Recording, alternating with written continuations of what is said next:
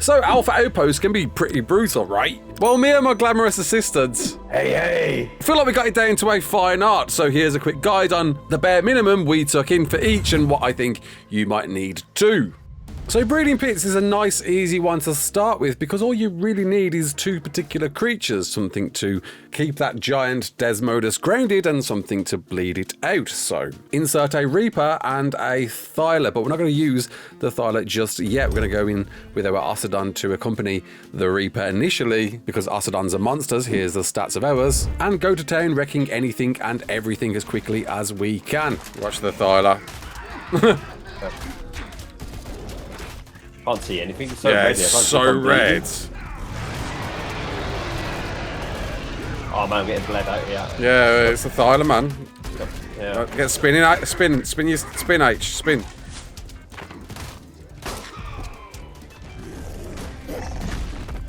Go over this side. Yeah, there we go.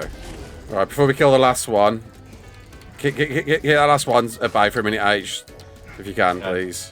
Yeah. So I'm going to cry up the Ocedon and switch to the Thyla. Once down to our last remaining enemy, we're going to switch out our Ocedon for that Thyla as mentioned at the start. And whilst our glamorous assistant keeps that Desmodus grounded, we're going to go in and keep it bleeding. These dudes sting, man. This Thyla's going to die. I need to move.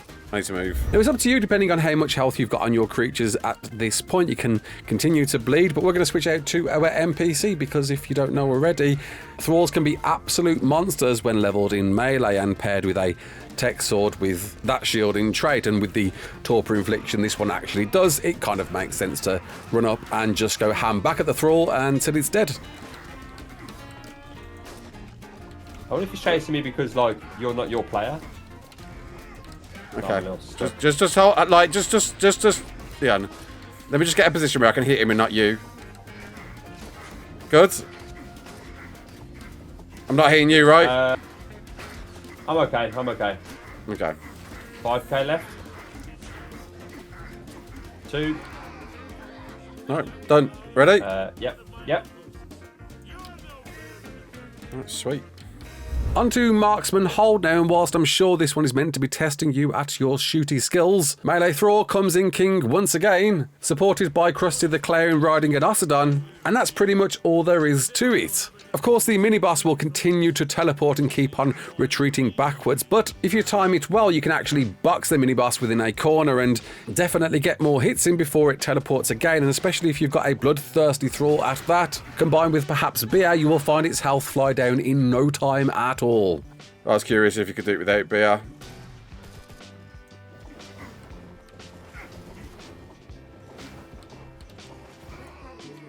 Done. Yep. Nice. GG's. I got the Thrall.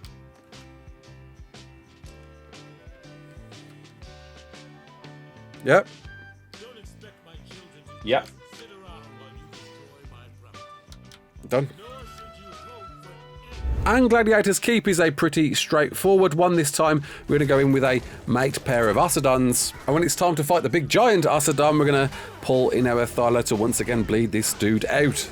And again, like the first mission, if your life is looking a little bit ropey, throw in a Thrall once again to take on the mini-boss on foot. And with this guy dealing bleed damage, you may definitely want to instead of trying to nip in and out with your own Thyla, because as you can see here, you can take down this dude pretty damn quick. 5k. Boss.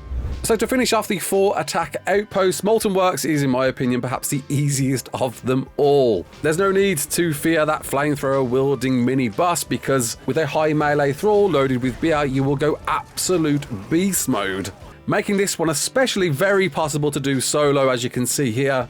Making sure to have that Thrall loaded with veggie cakes because somehow it's counted as a herbivore. Blood packs as well to keep its food up there. Med brews, especially to keep your health topped up. And if you've got any other buffing soups, why not throw them in for good measure?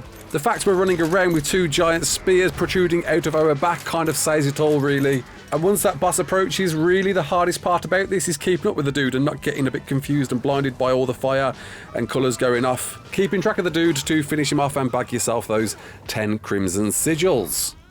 So hopefully you know by now the defense outposts, there really is only one version of them to do. There's no incentive to do a medium or large. Just run smalls, because those will give you exactly the same amount of sigils as the higher tiers, which may find you activating every single outpost until a small alpha pops up. But obviously the benefit with this is there are only 2 entrances to defend. And as I'm sure you've seen by now, Reapers are a great way to litter the floors of each to prevent any revenants from running through. Of course, there might be that big giant Bronto coming down, and to protect yourself from that, entering the outpost in wave 4, then slap up some Denatherium, some big tanky monsters like these to make sure the Bronto can't pass through, with at least 1 good Ossodon protecting each side. And if you've got them, throw in for good measure some Chalicos to protect the inner sections if anything else gets past. We've been using this setup for pretty much all alpha outposts, and it's worked pretty well for the most part, unless you get a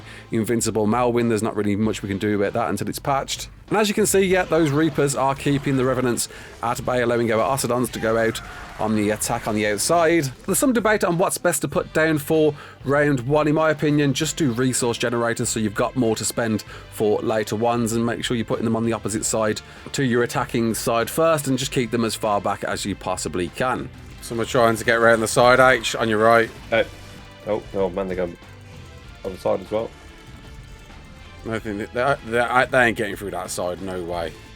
Unless, dudes. No, he's there. I can't hit you from here. Sweet.